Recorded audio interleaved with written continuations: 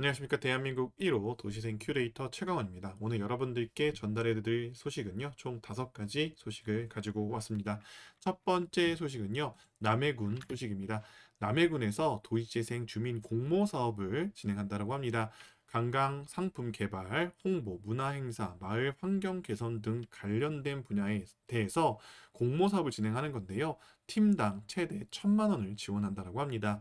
남해 군민 3인 이상 단체라면 누구나 가능하고요. 여기서 단체라고 하면 많은 분들이 좀 어려워하시는 부분들이 있는데, 예를 들면 이런 겁니다. 협동조합, 뭐 사회적 기업도 괜찮고. 자, 그런데 야, 그런 거 너무 어렵지 않아? 사업자 내야 되고. 자, 그럼 여러분들이 여기에서 임의단체라는 것들을 좀 잘 알아보시면 돼요. 임의단체는 사실 어떻게 보면 국가에서 인정해주는 약간 동아리 형태라고 이해하시면 조금 더 편하실 거예요. 그래서 세무서에 찾아가서 임의단체증을 발급받을 수가 있고, 이것을 통해서 단체의 여러 가지 사업 관련해서는 이런 공모 사업에 충분히 일반 사업자 등록증과 같은 역할을 할 수 있기 때문에, 여러분들이 혹시나 이런 모임들을 만들어서 진행을 할 때라면 이렇게 일반 단체도 중요하지만 추후에 어떤 업력이라던가 다음 단계의 사업을 하면 임의단체로 한번 만들어 보시는 것도 추천을 드리겠습니다. 물론 여기 남해에서 하는 프로그램은 그렇게 단체증은 없어도 되지만, 여러분들이 만약에 이런 사업을 통해서 추후에 조금 더 확장과 발전을 기대하고 있다라고 하시면 참고해 보시면 좋을 것 같습니다. 자세한 문의는 네이버에 남해군 도시생 지원센터를 검색해 보시면 될 것 같습니다.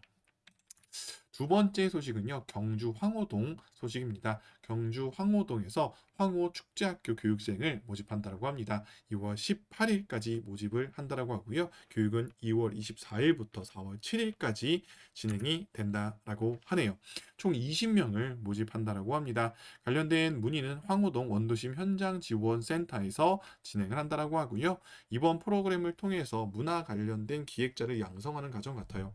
아무래도 도시재생 사업이 이제 공간들이 완공되어 가고 있고요. 이것을 통해서 이제 공간을 채우는 컨텐츠를 만들어줄 사람들을 양성하는 것들이 지금 시점에 굉장히 필요한 것이고, 그래서 이렇게 축제학교, 물론 이 축제학교에서는 축제를 하는 방법도 배우겠지만, 그런 공간에 작은 컨텐츠 문화 기획들도 할 수 있는 것들을 배울 수 있을 거라고 생각이 듭니다. 저도 자신 있는데 한번 기회가 된다라고 하면 불러주시면 좋을 것 같습니다. 어쨌든 이 코로나가 이제 계속적으로 진행은 되고 있지만, 앞으로 이제 지금부터 준비한다라고 하면 콘텐츠 기획이나 문화 관련된 사업들이 도시생 사업에 크게 무게 중심으로 올 거기 때문에, 이렇게 준비해 보시는 것들은 굉장히 타당성이 있어 보인다라는 이야기를 드리고 싶습니다. 세 번째 소식은요, 고양시 소식입니다. 고양시 능곡에서 도시재생 업 주민 참여 동네 활력 프로그램에 참여자를 모집한다라고 합니다. 사업 기간은 지금 현재 접수 기간은 2월 21일까지라고 하고요. 사업 기간은 22년 11월 말까지라고 보시면 될 것 같습니다.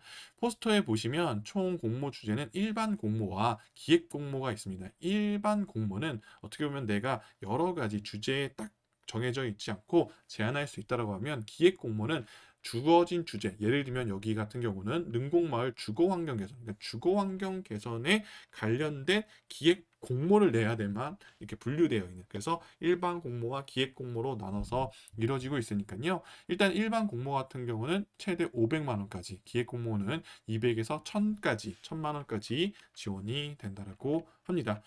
고양시 능곡에 계신 분들은 한번 참고해 보시면 좋을 것 같습니다.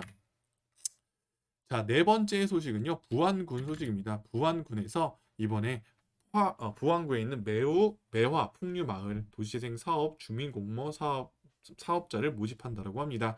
2월 17일까지 모집한다고 하고요. 여기도 기획 공모와 일반 공모가 있죠. 그래서 기획 공모는 3팀, 일반 공모는 2팀. 여기에는 기획 공모가 어떤 주제인지는 포스터에 나와 있지 않으니까, 여기 관련된 센터를 운영하는 부안군청 공고 확인을 하시면 될 것 같습니다. 접수는 부안군 도시생 지원센터라고 하시면 될 것 같고요. 여기도 기획 공모는 1,000만 원 최대, 일반 공모는 500만 원. 지금 보면 기획 공모와 일반 공모가 거의 비슷한 수준이라고 보시면 될 것 같고요. 대부분 이렇게 정도 진행이 된다라고 보시면 될 것 같습니다. 마지막 소식은요, 수원시 소식입니다. 수원시 수원도시재단에서 도시생 주민 제한 공모 사업을 진행한다고 합니다. 2월 25일까지 모집을 진행한다고 하고요. 제가 이제 여기 수원도시재단을 가져온 건 다른 데랑은 좀 비교되게 여기는 도시재단 도시생 주민 공모 사업이잖아요. 되는 데는 다른 데 같은 경우는 도시재생 지원센터 이렇게 하는데 여기 같은 경우는 도시재생 사업을 도시재단에서 함께 이렇게 체계가 이루어져 있어요. 그러니까 독립된 재단으로 운영되고 있죠.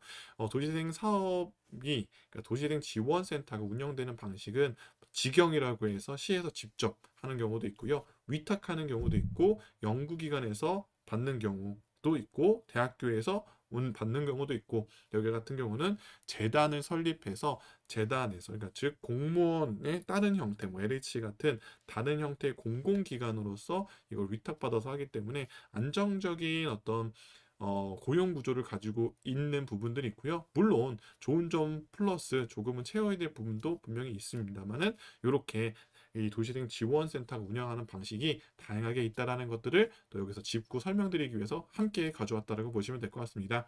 지금 현재는 주민분들이 도시생 대학을 수료하시고 이제 그런 것들을 실습해보고 지원할 수 있는 프로그램이 주민공모 사업들이 굉장히 많이 이루어지고 있고요. 이런 주민공모 사업들은 대부분 문화 관련된 재생 프로그램에 많은 부분들이 포커스가 되어 있습니다. 그 이유는 제가 그때 우리 도시재생 어반브레인에서 설명드렸듯이 첫 단계에서 도시재생 사업들은 원래 플랫폼에다가 컨텐츠를 넣고 그 컨텐츠의 성패를 우리가 테스팅한 다음에 이런 것들이 정기적으로 이룰 수 있는 공간 재생으로 넘어가는 방식이기 때문에 그렇다라는 말씀을 드렸습니다.